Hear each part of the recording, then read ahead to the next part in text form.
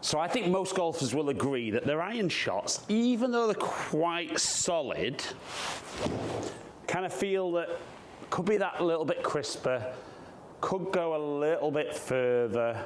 And when we watch the best players in the world, there's some amazing golf swings out there, but I think far too often we see those players and we think we can do what they're going to do.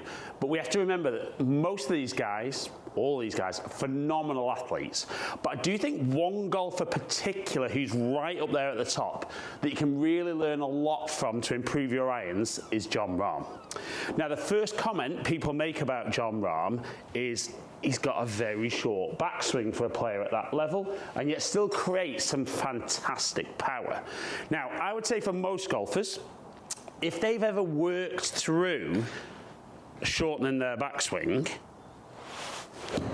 the first thing they notice is the contact might be a little bit better, but the speed drops off, accuracy doesn't really improve anyway. So what I think is really important is to understand why Jon does what he does, but how he does it and how you might be able to do it better actually to improve your ball striking.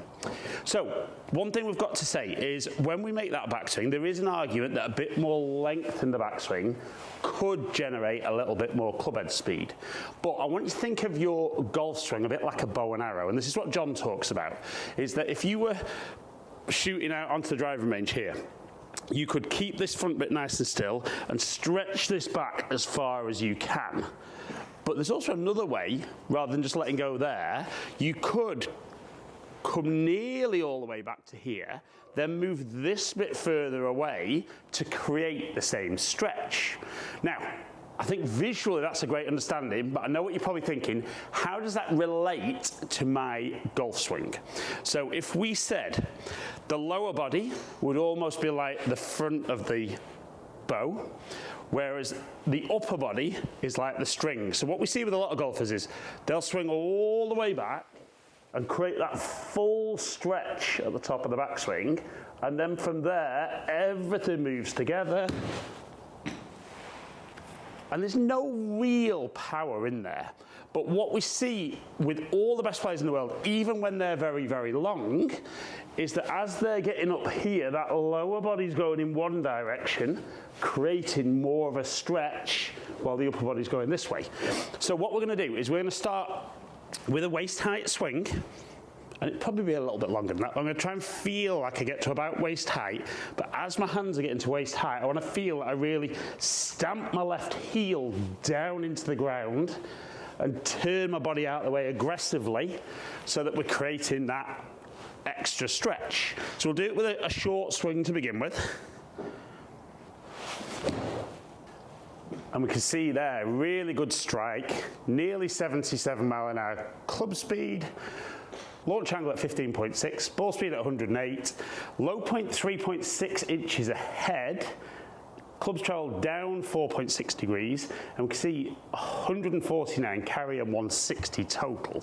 So not only are we starting to create a little bit more power with that short swing, but we're also going to generate a much more powerful impact position by getting that low point further ahead, creating shaft lead and de-lofting the club.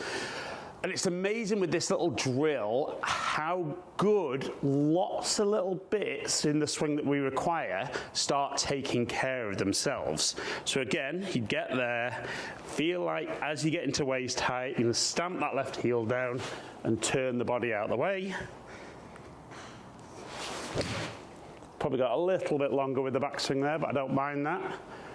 So we can see now 79.5 mile an hour club speed.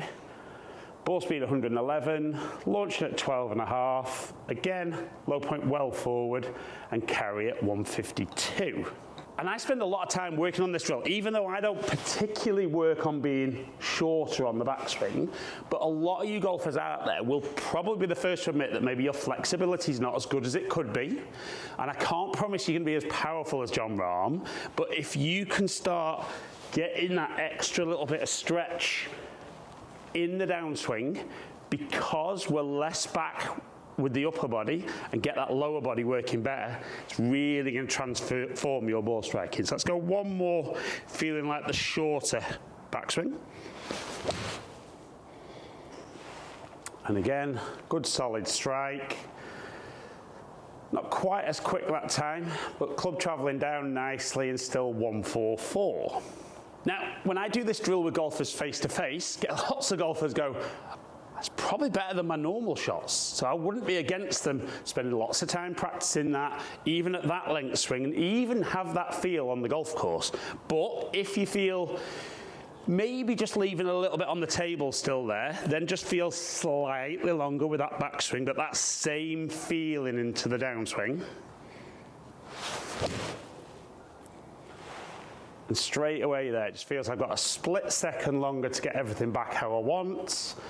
82.4 mile an hour club speed, ball speed 117, launching at just under 17 degrees, and 169 carry. And I'll be honest, even though that probably for me feels like a 3/4 length backswing, that's probably round about, maybe even a couple of yards past what my full number is. Now that just shows me, even when I'm making my full swing, I'm probably not being as efficient as I can in the downswing. So let's go one more 3/4. Didn't feel quite as good a movement, but club head speed up again at 85 mile an hour.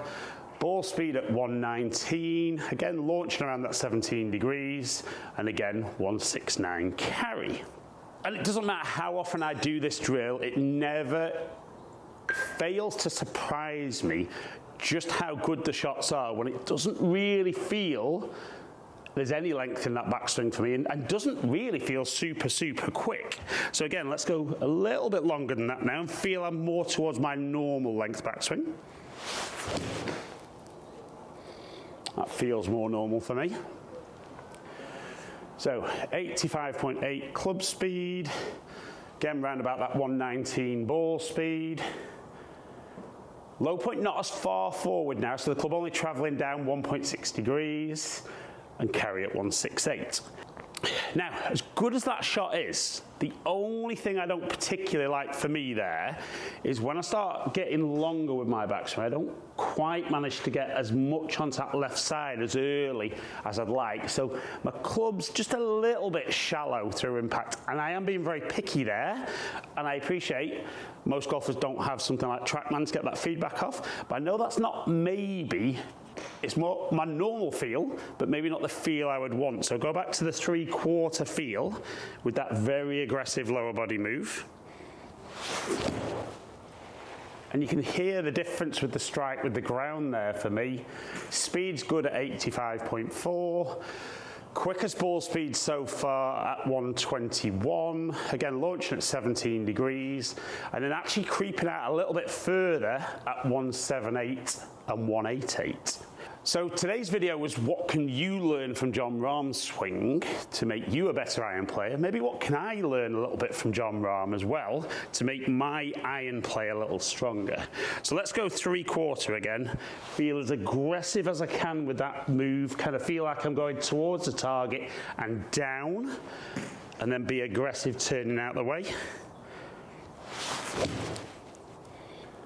And it does feel so good.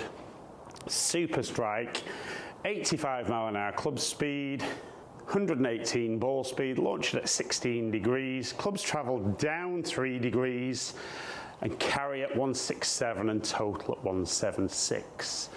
So remember, think of your golf swing like that bow and arrow. You know, you don't necessarily need that max stretch with the upper body. You could have majority of the stretch here and then feel that the lower body moves towards a target. And if you can fire like Jon Rahm does, it's going to take that iron play to a whole new level.